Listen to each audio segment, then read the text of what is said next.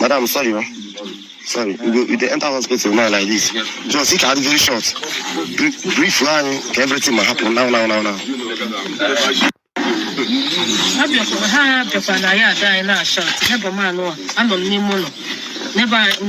But I'm sure mommy, mama help me, or mommy, mama help me. You took an on pay the Vienna 88. So she waiting. Tell me help him more. And she did pregnant? Yes. Immediately I open my door, all of them carry and push them, enter inside. How many of them? 6 in number. With arm? Yes, sir. Okay.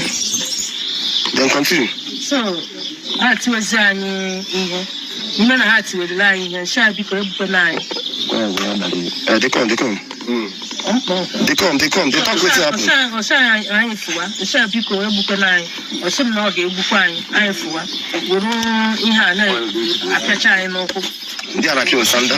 I can say, I need a bush. I say, one year to the line, and she say, Azul Shalom Prince. What of Ndabata? What of the husband? What happened to the husband? I don't know. Okay, they have half. Okay. Okay. How many are there? 6. 6 of them. Which tribe? Now, sir. Igbo did there. I don't know whether Igbo there, but the face resemble one person. The face resemble Igbo. Manomeche will hear come and there's a way. Ocharum Mamola. Wazelu, which is here. Okay, it doesn't embarrass any motion. It doesn't embarrass any motion. That was 200 million. Also, no 500 million. I ain't sure you will be. So, I shall be a full night. So, okay, it's okay. So, again, the security in our garden anymore has since from 10 o'clock, see now. When I know noise, more no kundu security. Maybe I know anymore. I know noise. You feel on those. So, Gama no, I know Abraham. I know where I shine or move.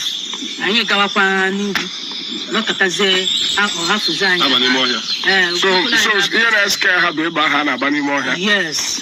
Okay. No problem. It's okay. So I didn't take 1 year now to hospital. Yeah, taking this woman to hospital. All the pregnant. Alright, wonderful people. Welcome back to this wonderful channel where we bring you back update and information as it is. In case you have not joined our social media handle, what are you waiting for? Kindly go ahead and subscribe, like, comment, share, and also remember to on your notification button so that whenever our news is dropping, you will be the first who will collect them. Alright, as it is. This thing happened live in 9 Mile in Enugu State. Now, my people, things are getting out of hand with this issue of Fulanis kidnapping our people. You know, this thing is getting out of hand. This one happened in Enugu State, and this woman you are seeing on this video is heavily pregnant when she was attacked by these Fulanis. And according to her neighbor, who was an eyewitness, who was also captured by those herdsmen, but those Fulanis, she said that among them was one Igbo who later covered his face. So you can see that these people are not acting on their own. There are people, our people, the Igbo, who are among them, who are giving them information on places to go. According to these women, when these guys captured them, they carried them into the bush and demanded 500 million. You can imagine people living in this kind of house, how they will be able to, you know, come up with 500 million. That is to show you that those Fulanis who are doing this thing does not really have actual information that there are some people who are leading them to come from this operation. So what is happening is, as out of 20 Fulanis that come for an operation, maybe about 2 Igbos will join them in the operation, who are leading the way in order for them to be able to carry out a successful operation. But thank God for these women, they were saved by the vigilantes in 9 Mile, because this thing happened in 9 Mile. So while the vigilantes started combing the bushes, shooting up, the Fulanis that came for this kidnapping work felt tension, and they felt that they were going to be caught. That was how they released these women and ran away for their life. So please, wherever you are, try and be security conscious. And also, these Hausa guys who are moving about our community recklessly and we are doing nothing. This thing is becoming out of hand. I will show you a video where these Hausa guys are moving in the midnight in someone's apartment, going there to steal, to take rod and iron.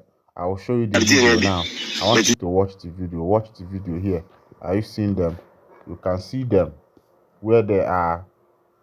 You see the other one. See the other one at that fence. You see at the house there. Then you can see the other one here at this other place. Without knowing, he didn't know that there, I don't know whether he knew that there is a camera there. But the other one covered his face very well, but this one was not well covered. And what they are doing is that they are pulling rods that are in this compound. If you watch at the other side, you will see his bag. I don't know whether that thing is carton, where he's pulling the rod to put it there. So anywhere these people see rod, you will see them passing about shouting, "Iron condemn, iron condemn, iron condemn." And most of the irons that they are carrying, they belong to someone. You see this one now. You see him. You see his bag. Are you seeing the small bag that he has? Are you seeing his hand? He's trying to either open that window or pull out the iron in that window, or maybe open that shop. But the other one on the other side, on the left-hand side, is busy pulling the rods on that gate. He's busy breaking the rods and pulling it. Now, the question is, how much are you going to get from this thing? But these guys don't care.